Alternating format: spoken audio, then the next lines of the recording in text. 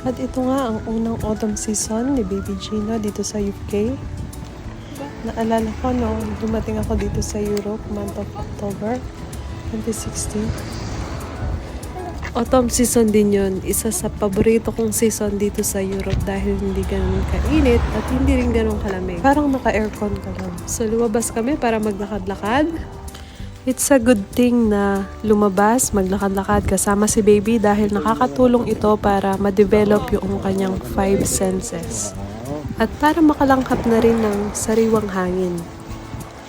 Ayan, at talaga namang nag-enjoy si baby sa mga nakikita niyang puno na may iba't ibang kulay ng dahon. At tuwing autumn season lang makikita yan, yung mga golden leaves na naglaglagan sa aming dinadaanan. So dahil palamig na nga, ayan, dinalhan namin ng kumot si baby para siguradong hindi siya lamigin at hindi rin siya siponin. So ayan, nandito na kami, malapit na kami sa aming pupuntahan. See you next time. Thank you for watching. Ciao!